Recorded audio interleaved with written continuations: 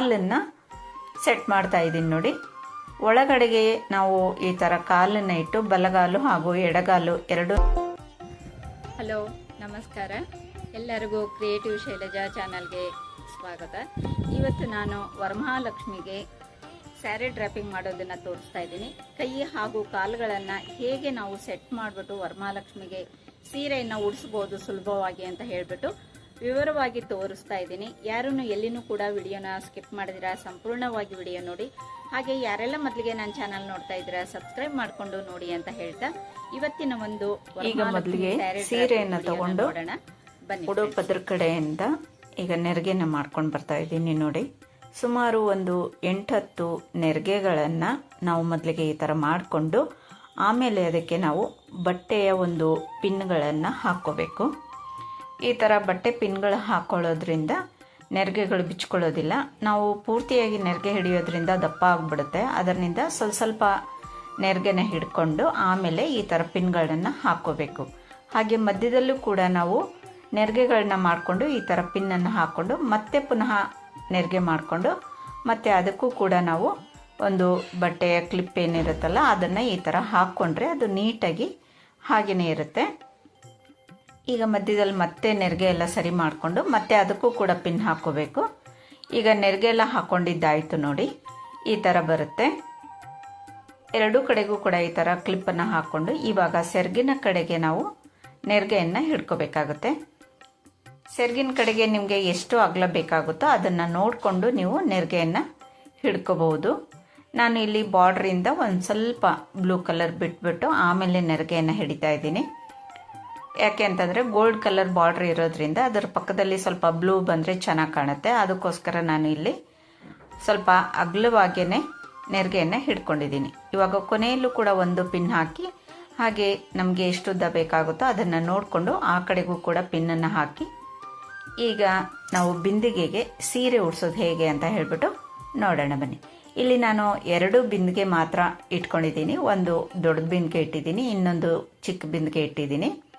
ಬಿಂದಿಗೆಯಿಂದ ಹಿಂದೆಯಿಂದ ಮುಂದಕ್ಕೆ ಈ ಥರ ಹಾಕಿಬಿಟ್ಟು 2 ನೆರಿಗೆಗಳನ್ನು ಈಗ ನೀಟಾಗಿ ಕೆಳಗಡೆಗೆ ಸಮ ಹಿಡ್ಕೊಂಡು ನಾವು ದೊಡ್ಡ ಬಿಂದಿಗೆ ಏನಿರುತ್ತಲ್ಲ ಅದಕ್ಕೆ ಎಲ್ಲನೂ ಕೂಡ ನೆರಿಗೆಗಳು ಸಮವಾಗಿ ಹಿಡ್ಕೊಂಡು ಅಲ್ಲಿ ಒಂದು ಪಿನ್ನಾದರೂ ಹಾಕ್ಕೋಬೋದು. ಇಲ್ಲ ಅಂತಂತಂದರೆ ನಾವು ಸೂಜಿ ದಾರದಿಂದ ಹೊಲಿಗೆ ಬೇಕಾದರೂ ಹಾಕ್ಕೋಬಹುದಲ್ಲಿ. ಈ ಥರ ಹಾಕ್ಕೊಂಡು ಆಮೇಲೆ ಮೇಲ್ಗಡೆ ಸಣ್ಣ ಬಿಂದಿಗೆಗೆ ಇಲ್ಲಿ ಬ್ಲೌಸ್ ಪೀಸನ್ನು ಇಲ್ಲಿ ನಾನು ಹಾಕ್ತಾ ಇದ್ದೀನಿ ನೋಡಿ. ಈ ಥರ ಬ್ಲೌಸ್ ಪೀಸ್ ಹಾಕೊಳ್ಳೋದ್ರಿಂದ ಮೇಲ್ಗಡೆ ಇರೋ ಬಿಂದಿಗೆ ಕವರ್ ಆಗುತ್ತೆ. ಸೀರೆನಲ್ಲೇ ಇರೋವಂಥ ಬ್ಲೌಸ್ ಪೀಸ್ ಇದ್ದರೆ ಅದನ್ನೇ ನೀವು ಹಾಕ್ಬೋದು. ಇಲ್ಲ ಸೀರೆನಲ್ಲಿ ಬ್ಲೌಸ್ ಪೀಸು ಇಲ್ಲ ಅಂತಂದರೆ ಬೇರೆ ಬ್ಲೌಸ್ ಪೀಸ್ ಬೇಕಾದರೂ ನೀವು ಸೆಟ್ ಮಾಡ್ಕೋಬೋದು. ಇವಾಗ ಸೆರಗನ್ನು ಹಿಂದಗಡೆಯಿಂದ ತಗೊಂಡು ಮುಂದಕ್ಕೆ ವಿ ಶೇಪಲ್ಲಿ ಈ ಥರ ಹಾಕ್ಕೋಬೇಕು. ಇದನ್ನು ನಿಮಗೆ ವಿ ಶೇಪ್ ಬೇಕು ಅಂದರೆ ವಿ ಶೇಪ್ ಹಾಕ್ಕೋಬೋದು. ಇಲ್ಲ ಮಾಮೂಲಿಯಾಗಿ ನಾವು ಹೇಗೆ ಸೆರಗನ್ನು ಹಾಕ್ಕೊಳ್ತೀವೋ ಆ ಥರ ಬೇಕಾದರೂ ಹಾಕ್ಕೊಂಡು ನಾವು ಸೊಂಟಕ್ಕೆ ಡಾಬನ್ನು ಕಟ್ಕೋಬೇಕು. ಇಲ್ಲಿ ವಿ ಶೇಪ್ ಥರ ಹಾಕ್ಕೊಂಡು ಇಲ್ಲಿ ಒಂದು ಪಿನ್ನನ್ನು ಹಾಕ್ತಾ ಇದ್ದೀನಿ ನೋಡಿ. ನಾನು ಒಳಗಡೆಯಿಂದ ಪಿನ್ನನ್ನು ಹಾಕ್ತಾ ಇದ್ದೀನಿ. ಅದರಿಂದ ಮೇಲ್ಗಡೆ ಏನು ಕಾಣೋದಿಲ್ಲ, ನೀಟಾಗಿ ಕಾಣುತ್ತೆ ಈ ಥರ ಹಾಕೋದ್ರಿಂದ. ಈಗ ಪಿನ್ ಹಾಕಿದಾದ್ಮೇಲೆ ಈಗ ಸೊಂಟಕ್ಕೆ ನಾವು ಮೊದಲಿಗೆ ಒಂದು ದಾರ ಕಟ್ಕೊಂಡು ಆಮೇಲೆ ಡಾಬ್ ಬೇಕಾದರೂ ಕಟ್ಕೋಬಹುದು. ಇಲ್ಲ ಡೈರೆಕ್ಟಾಗಿ ಹಾಗೇನೆ ನಾವು ಸೊಂಟಕ್ಕೆ ಡಾಬನ್ನು ಕಟ್ಕೋಬಹುದು ಈ ಥರ. ಆಗ ಅದು ನೀಟಾಗಿ ಕೂತ್ಕೊಳ್ಳುತ್ತೆ. ವರಮಹಾಲಕ್ಷ್ಮಿಗೆ ಸೀರೆ ಉಡಿಸೋದು ತುಂಬಾ ಸುಲಭವಾಗಿರುತ್ತೆ, ಏನೂ ಕಷ್ಟ ಆಗೋದಿಲ್ಲ. ಇಲ್ಲಿ ನೋಡಿ, ಈಗ ನಾವು ಕಳಸ ಇಡೋದಕ್ಕೂ ಮುಂಚೆನೇ ದೇವರಿಗೆ ನಾವು ಎಲ್ಲ ಒಂದು ಒಡವೆಗಳು ಏನೇನು ಹಾಕಬೇಕು ಅಂದ್ಕೊಂಡಿದ್ದೀವೋ ಅದನ್ನೆಲ್ಲನೂ ಕೂಡ ನೀಟಾಗಿ ಇಲ್ಲಿ ಒಡವೆಗಳನ್ನು ಹಾಕಬೇಕು. ದೇವರಿಗೆ ಹಾಕೋಂಥ ಒಡವೆಗಳನ್ನು ನಾವು ಮೊದಲಿಗೆ ಅರಿಶಿಣದ ನೀರಲ್ಲಿ ತೊಳೆದುಬಿಟ್ಟು ಆಮೇಲೆ ನಾವು ದೇವರಿಗೆ ಆ ಒಂದು ಒಡವೆಗಳು ಹಾಕಬೇಕು.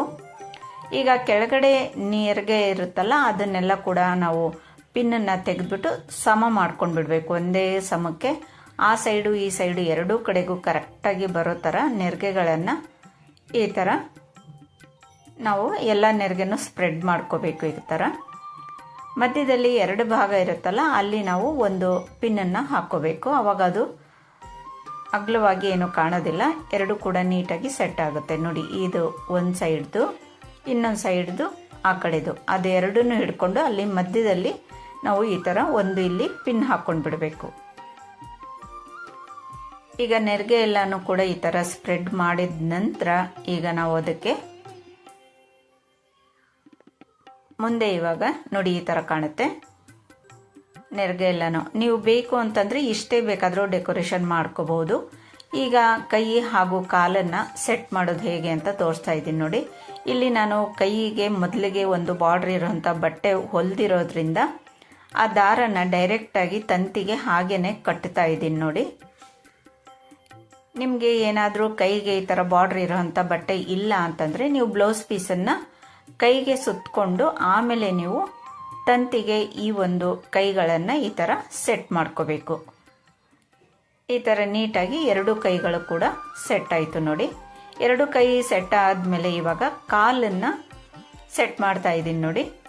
ಒಳಗಡೆಗೆ ನಾವು ಈ ಥರ ಕಾಲನ್ನು ಇಟ್ಟು ಬಲಗಾಲು ಹಾಗೂ ಎಡಗಾಲು ಎರಡನ್ನೂ ನೋಡಿಕೊಂಡು ಈಗ ಹಿಂದಗಡೆಗೆ ಕಾಲು ಹತ್ರ ಒಂದು ಪಿನ್ನನ್ನು ಹಾಕ್ಕೋಬೇಕು.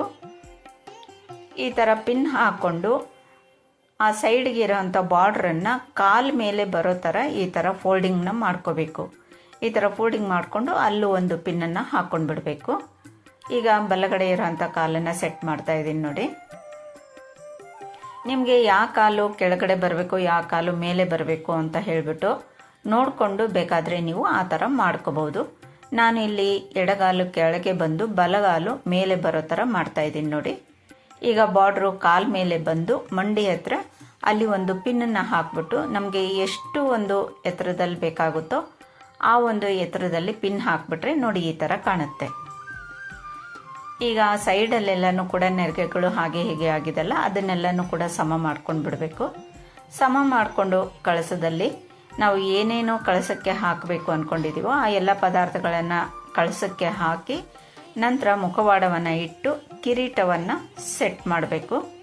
ಇದಕ್ಕೂ ಮುಂಚೆ ನಾನು ಕಳಸಕ್ಕೆ ಏನೇನೆಲ್ಲ ಹಾಕ್ಬೋದು, ಹಾಗೆಯೇ ಏನೇನೆಲ್ಲ ಹಾಕಬೇಕು, ಪೂಜಾ ವಿಧಾನ ಹೇಗೆ ಅನ್ನೋದ್ರ ಬಗ್ಗೆ ಒಂದು ವರಮಹಾಲಕ್ಷ್ಮಿಯ ವಿಡಿಯೋಗಳನ್ನು ಬಿಟ್ಟಿದ್ದೀನಿ. ತಾವು ಆ ಎಲ್ಲ ಒಂದು ನನ್ನ ವರಮಹಾಲಕ್ಷ್ಮಿ ಪ್ಲೇ ಲಿಸ್ಟ್ಗೆ ಹೋಗಿ ನೋಡಿದಾಗ ಪ್ರತಿಯೊಂದು ವರಮಹಾಲಕ್ಷ್ಮಿಯ ಒಂದು ವಿಡಿಯೋಸ್ಗಳು ನಿಮಗೆ ನೋಡೋದಕ್ಕೆ ಸಿಗುತ್ತೆ ಫ್ರೆಂಡ್. ಪ್ರತಿಯೊಂದು ವಿಡಿಯೋಗಳನ್ನು ಕೂಡ ನಾನು ಮಾಡಿದ್ದೀನಿ. ಕಿರೀಟ ಮಾಡೋದು, ಕೈ ಕಾಲು ಮಾಡೋದು, ಹಾಗೆ ವರಮಹಾಲಕ್ಷ್ಮಿ ಸ್ಯಾರಿ ಡ್ರ್ಯಾಪಿಂಗ್ದು ಪ್ರತಿಯೊಂದು ವಿಡಿಯೋಗಳನ್ನು ಮಾಡಿದ್ದೀನಿ. ಅವನು ಕೂಡ ನೀವೆಲ್ಲರೂ ಕೂಡ ಹೋಗಿ ನೋಡ್ಬೋದು. ಇಷ್ಟೇ ನೋಡಿ, ಭುಜಗಳು ಇಟ್ಬಿಟ್ಟು ಕಿರೀಟ ಇಟ್ಟರೆ ವರಮಹಾಲಕ್ಷ್ಮಿಯ ಸ್ಯಾರಿ ಡ್ರ್ಯಾಪಿಂಗು ಮುಗೀತು. ಸೈಡ್ಗೆ ಚೌರಿಯನ್ನು ಹಾಕಿದ್ದೀನಿ. ಈ ಒಂದು ವಿಡಿಯೋ ನಿಮಗೆ ಹೇಗೆ ಅನ್ನಿಸ್ತು ಅಂತ ಹೇಳಿಬಿಟ್ಟು ನನಗೆ ಕಮೆಂಟ್ಸ್ನಲ್ಲಿ ತಿಳಿಸಿ. ಹಾಗೆಯೇ ಎಲ್ಲ ರೀತಿಯ ಒಂದು ಸ್ಯಾರಿ ಡ್ರ್ಯಾಪಿಂಗ್ ಇರುವಂತಹ ವರಮಹಾಲಕ್ಷ್ಮಿಯ ಒಂದು ಡೆಕೋರೇಷನ್ ವಿಡಿಯೋಗಳನ್ನೆಲ್ಲನೂ ಕೂಡ ನಾನು ಈ ಒಂದು ವಿಡಿಯೋದ ಡಿಸ್ಕ್ರಿಪ್ಷನಲ್ಲಿ ಅದರ ಲಿಂಕನ್ನು ಕೊಟ್ಟಿರ್ತೀನಿ. ಅವುಗಳನ್ನು ಕೂಡ ನೀವು ನೋಡ್ಬೋದು. ಈ ಒಂದು ವಿಡಿಯೋ ನಿಮಗೆ ಇಷ್ಟ ಆದರೆ ಲೈಕ್ ಮಾಡಿ, ಶೇರ್ ಮಾಡಿ, ಹಾಗೆ ನನ್ನ ಚಾನಲ್ನ ಸಬ್ಸ್ಕ್ರೈಬ್ ಮಾಡ್ಕೊಳ್ಳಿ ಅಂತ ಹೇಳ್ತಾ ಇಷ್ಟೊತ್ತವರೆಗೂ ವಿಡಿಯೋ ನೋಡಿದ್ದಕ್ಕೆ ಧನ್ಯವಾದಗಳು ಫ್ರೆಂಡ್ಸ್. ನಮಸ್ಕಾರ.